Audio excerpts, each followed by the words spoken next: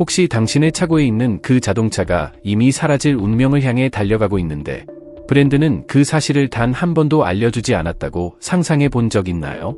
지금 시장에서는 판매량이 눈에 띄게 무너지고 있고 매장은 점점 비어가며 한때 주력으로 밀던 모델들이 조용히 자취를 감추고 있습니다. 그 사이에서 차주들은 점점 선택지가 줄어들고 중고시장에서는 외면받는 차량을 떠안은 채 방향을 잃고 있는 상황입니다. 오늘에서는 지금 무너질 위기에 놓인 5개 자동차 브랜드를 낱낱이 파헤칩니다. 단순한 하락이 아니라 그 뒤에 숨겨진 논란과 전략적 실수들이 어떻게 수십억 유로 규모의 손실로 이어졌는지까지 모두 공개할 겁니다. 그리고 더 중요한 건 이 이야기가 남의 일이 아닐 수 있다는 점입니다. 만약 당신이 이 브랜드 중 하나의 차량을 가지고 있다면 차량 가치 하락은 물론이고 부품 수급, 중고 가격, 그리고 유지 관리까지 예상치 못한 문제에 직면할 가능성이 점점 커지고 있습니다. 가장 충격적인 사실은 따로 있습니다. 이 리스트의 첫 번째 브랜드는 겉으로 보기에는 여전히 강력하게 판매를 이어가고 있지만 내부 상황은 전혀 다릅니다. 막대한 부채와 손실 속에서 깊이 잠식된 상태로 겉과 속이 완전히 다른 모습을 보이고 있습니다. 그러니 이번 영상 끝까지 절대 놓치지 마세요. 오늘 들려드릴 내용은 어떤 판매점에서도 절대 먼저 말해주지 않는 이야기입니다. 이런 식의 깊이 있는 분석과 솔직한 자동차 리뷰가 마음에 든다면 지금 바로 채널을 응원해달라. 구독 버튼을 눌러 이 커뮤니티의 일원이 되어달라. 우리의 첫 번째 목표는 구독자 1000명을 달성하는 것이며 새로운 구독자 한 명 한 명이 그 목표에 한 걸음 더 다가가게 만든다. 채널을 구독하면 앞으로 올라올 새로운 영상도 가장 먼저 확인할 수 있다. 함께 성장하며 1000명이라는 이정표를 같이 만들어 보자. 여러분의 참여가 이 채널을 더 크게 만든다.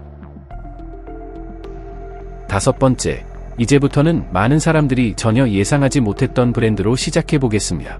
한때 한국형 프리미엄의 상징이 되겠다는 목표로 탄생했지만 지금은 방향을 잃은 채 고가의 실험처럼 보이고 있는 브랜드입니다. 바로 제너시스입니다. 헌데이 모터 그룹의 핵심 프로젝트로 출범해 렉서스, BMW, 머세이디즈 벤츠 같은 거대한 경쟁자들과 정면 승부를 노렸죠. 겉으로 보면 완벽한 전략처럼 보였습니다. 세련된 디자인, 고급스러운 실내, 그리고 경쟁 브랜드보다 훨씬 낮은 가격. 하지만 여기서 결정적인 문제가 드러납니다. 럭셔리 시장의 고객들은 단순히 가격 메리트를 찾지 않습니다. 그들이 원하는 건 지위와 이미지입니다. 그리고 바로 그 지점에서 제네시스는 크게 흔들리기 시작했습니다. 아무리 차량이 고급스럽고 최신 기술로 가득 차 있어도 많은 소비자들에게는 여전히 비싼 옷을 입은 현대차라는 인식이 남아 있습니다. 럭셔리 시장에서 로고 하나만 바꾼다고 인식이 바뀌지는 않습니다. 수치를 보면 더 명확해집니다. 2024년 기준으로 제네시스는 미국 시장에서 약 7만 5천 대를 판매했습니다. 겉으로 보면 나쁘지 않아 보이지만 같은 기간 BMW는 약 36만 2천 대, 머세이디즈 벤츠는 약 28만 2천 대, 그리고 렉서스는 약 31만 9천 대를 판매했습니다. 이건 마치 작은 물고기가 상어들 사이에서 살아남으려 애쓰는 상황과 비슷합니다. 더 큰 문제는 이 브랜드가 아직 시장을 이끄는 위치가 아니라 인지도 확보 단계에 머물러 있다는 점입니다. 그 이유는 단순합니다. 신뢰가 흔들리고 있기 때문입니다. 2022년에는 제네시스가 엔진 문제와 심각한 전기 계통 결함으로 인해 9만 5천 대가 넘는 차량을 리콜해야 했습니다. 특히 제너시스 G80, 제너시스 GV60, 제너시스 GV70 같은 주요 모델에서 연료 펌프 결함이 발견되었고, 이는 주행 중 차량이 갑자기 멈출 수 있는 위험한 상황으로 이어질 수 있었습니다.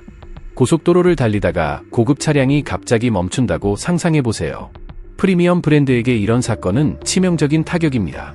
럭셔리 시장에서 신뢰를 잃는 순간 모든 것이 무너집니다. 브랜드 가치, 이미지, 그리고 중고차 가격까지 한 번에 흔들립니다. 실제로 현재 중고 제네시스 차량은 가격 하락 속도가 상당히 빠르며 일부 모델은 중국 브랜드 차량보다도 더 급격하게 가치가 떨어지고 있습니다. 이건 시장이 보내는 매우 명확한 신호입니다. 그리고 아직 끝이 아닙니다. 구매 경험에서도 문제가 드러납니다.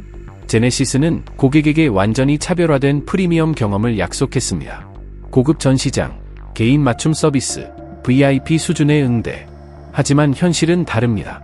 대부분의 차량이 여전히 현대차 전시장 안에서 함께 판매되고 있습니다.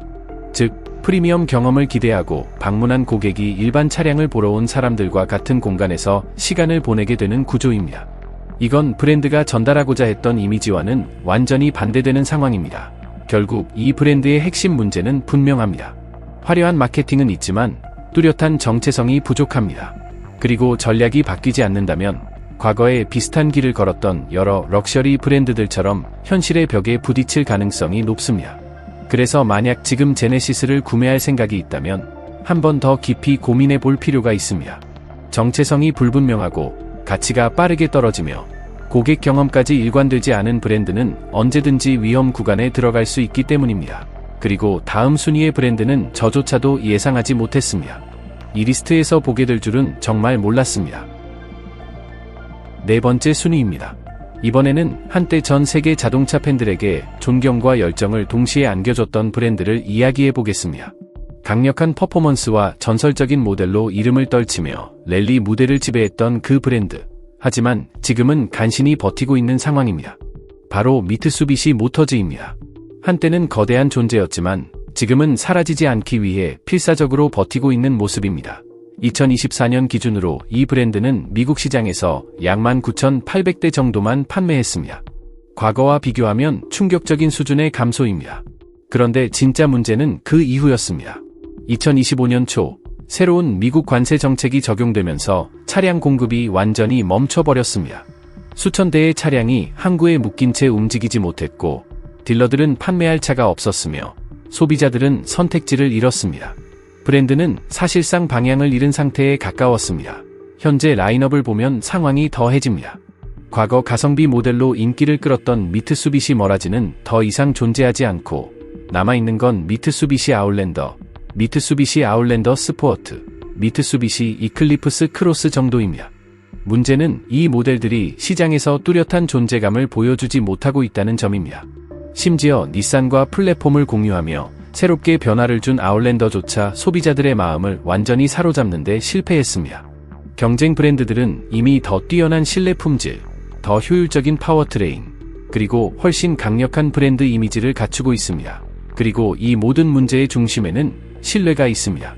2016년 미쓰비시는 60만 대가 넘는 차량에서 연비 데이터를 조작했다는 사실을 공식적으로 인정했습니다.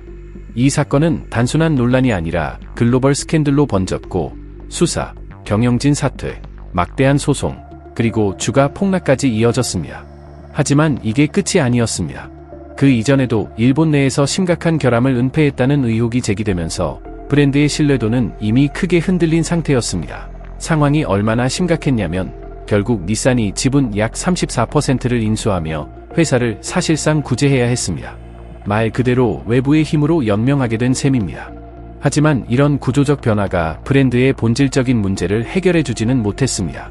그리고 이 변화는 실제 사용자들에게도 그대로 전달되고 있습니다. 오랜 팬들은 예전과 전혀 다른 품질을 체감하고 있습니다. CVT 변속기 문제, 서스펜션 내구성 이슈, 저렴해진 실내 소재, 그리고 전반적인 조립 완성도까지. 과거 90년대의 미쓰비시를 기억하는 사람들에게는 지금의 모습이 낯설게 느껴질 수밖에 없습니다. 결국 이 브랜드는 합리적인 신뢰성의 상징에서 유지비 부담이 커질 수 있는 선택지로 이미지가 바뀌고 있습니다.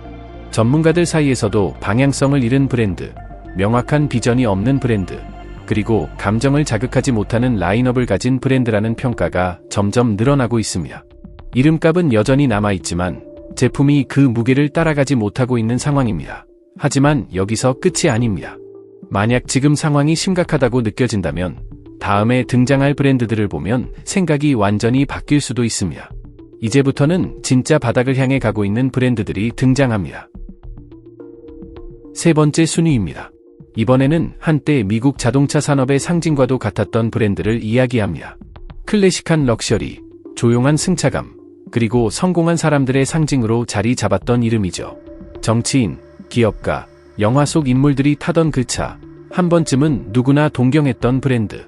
하지만 지금 그 위상은 빠르게 무너지고 있습니다. 바로 링컨입니다. 과거에는 이 브랜드를 소유하는 것 자체가 성공의 증표였습니다. 존재만으로도 무게감이 있었고 도로 위에서 자연스럽게 시선을 끌었습니다. 하지만 시간이 흐르는 동안 시장은 빠르게 변했고 링컨은 그 변화의 속도를 따라가지 못했습니다. 지금의 럭셔리 시장은 훨씬 더 치열해졌고 BMW, 렉서스, 캐덜렉 같은 경쟁자들은 계속해서 진화하고 있는 반면 링컨은 점점 뒤처지고 있습니다. 그리고 이 하락의 핵심에는 분명한 이유가 있습니다. 바로 신뢰성입니다. 실제 사용자들의 경험을 보면 상황이 심각합니다. 에어 서스펜션 문제로 인해 부드러워야 할 승차감이 오히려 불안정해지고 엔진에서는 냉각수와 오일 누유 문제가 반복적으로 보고되고 있습니다. 과열, 출력 저하까지 이어지면서 기본적인 주행 신뢰성 자체가 흔들리고 있습니다. 변속기 역시 예외가 아닙니다. 링컨 MKZ는 변속 충격과 불규칙한 기어 전환으로 악명이 높고 브랜드의 핵심 SUV인 링컨 내버게이터조차 변속기 미끄러짐 현상으로 인해 주행 경험을 크게 떨어뜨리고 있습니다. 여기에 전자 시스템 문제까지 더해지면서 상황은 더욱 복잡해집니다. 배선 결함부터 시작해서 인포테인먼트 시스템이 멈추거나 반응하지 않는 사례가 계속 보고되고 있습니다.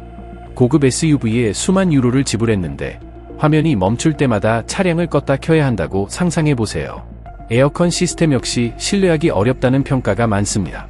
특히 더운 날씨에서 작동이 멈추는 사례가 반복되면서 기본적인 편의 기능조차 안정적으로 작동하지 않는 경우가 있습니다. 그리고 과거의 상징적인 모델들도 예외는 아닙니다. 한때 미국에서 가장 신뢰받던 럭셔리 세단으로 불렸던 링컨 타운 카어조차 시간이 지나면서 점화 플러그 문제나 서스펜션 내구성 이슈가 나타나고 있습니다. 여기에 타카터 에어배그즈 문제까지 더해지면서 일부 차량은 아직까지도 교체되지 않은 상태로 도로를 달리고 있습니다. 이는 단순한 불편함을 넘어 안전에 대한 불안까지 이어지는 부분입니다. 하지만 더 근본적인 문제는 따로 있습니다. 바로 존재감의 상실입니다. 이제는 젊은 세대가 이 브랜드를 꿈꾸지 않습니다. 럭셔리 시장에서 BMW, 렉서스, 아우디가 중심을 잡고 있는 상황에서 링컨은 마치 과거에 머물러 있는 브랜드처럼 보입니다. 최신 트렌드와 감성을 따라가지 못하면서 점점 잊혀지고 있는 것입니다. 현재 신뢰성 평가에서도 상황은 좋지 않습니다. 여러 평가 기관에서 하위권에 머무르고 있으며 과거 미국 럭셔리의 기준으로 불렸던 브랜드라는 점을 생각하면 상당히 아쉬운 결과입니다. 이제 중요한 질문이 남습니다. 과연 이 브랜드가 다시 방향을 바로잡을 수 있을까요? 만약 지금의 문제들을 해결하지 못한다면 링컨은 자동차 산업에서 점점 존재감이 희미해지는 브랜드로 남게 될 가능성이 큽니다. 그리고 이 시장에서는 이름만으로는 더 이상 버틸 수 없습니다. 결국 중요한 건 실제로 얼마나 믿고 탈 수 있는 차량을 만들어내느냐입니다. 두 번째 순위입니다. 이제부터는 한때 수많은 가족들에게 사랑받았고 스타일과 존재감, 그리고 우아함으로 도로를 장악했던 브랜드를 살펴보겠습니다. 과거에는 누구나 한 번쯤 소유하고 싶어 했던 이름이었지만 지금은 점점 힘을 잃어가고 있는 상황입니다. 바로 크라이슬러입니다. 한때 판매량과 영향력에서 확고한 위치를 차지했던 브랜드였지만 지금은 사실상 하나의 모델에 의존하며 겨우 명맥을 유지하고 있습니다. 이 브랜드의 전성기를 떠올려보면 그 격차가 더 크게 느껴집니다. 2005년 무렵에는 미국 시장에서 60만 대가 넘는 차량을 판매하며 강력한 존재감을 보여줬습니다. 하지만 최근 상황은 완전히 달라졌습니다. 2024년 기준 판매량은 약 12만 5천 대 수준으로 떨어졌고 이는 약 80% 감소에 해당합니다. 현대 자동차 산업에서 보기 드문 급격한 하락 중 하나라고 볼 수 있습니다. 문제는 단순히 판매량 감소에 그치지 않습니다. 더 근본적인 위기는 브랜드의 정체성이 사라지고 있다는 점입니다. 한때 상징적인 모델이었던 크라이슬러 300는 2023년에 생산이 종료되면서 브랜드의 핵심 이미지도 함께 사라졌습니다. 크라이슬러 보이어저는 일반 소비자보다는 렌터카나 기업용 차량으로 방향이 바뀌었고 현재 실질적으로 남아있는 유일한 소비자 모델인 크라이슬러 퍼시피커조차 시장에서 점점 밀려나고 있습니다. 2024년에는 퍼시피카 판매량도 약 11% 감소했습니다. 그 사이 토요타 시에너와 기아 카니발 같은 경쟁 모델들은 더 최신 기술과 높은 완성도, 그리고 안정적인 품질을 바탕으로 고객을 빠르게 흡수하고 있습니다. 시장은 계속 진화하고 있지만 크라이슬러는 그 흐름을 따라가지 못하고 있는 모습입니다. 많은 사람들이 기대했던 전동화 전환 역시 제대로 이어지지 못했습니다. 크라이슬러 에어플로 EV 프로젝트는 2024년 중반에 전격 취소되었습니다. 개발 비용이 과도하게 높았고 출시 전부터 경쟁력이 떨어진다는 판단이 내려진 것입니다. 이 결정은 단순한 프로젝트 중단이 아니라 브랜드의 미래 방향성 자체가 불투명해졌다는 신호로 받아들여지고 있습니다. 결국 현재 상황을 보면 이 브랜드는 새로운 모델도 뚜렷한 계획도 없이 시간을 벌고 있는 상태에 가깝습니다. 그리고 이런 분위기는 내부에서도 이미 감지되고 있습니다. 카오로스 터바레즈, 스텔런티스의 최고 경영자는 여러 브랜드가 가까운 미래에 사라질 수 있다고 언급한 바 있습니다. 그리고 그 후보 중 하나로 크라이슬러가 거론되고 있습니다. 여기에 판매 네트워크 문제까지 더해지고 있습니다.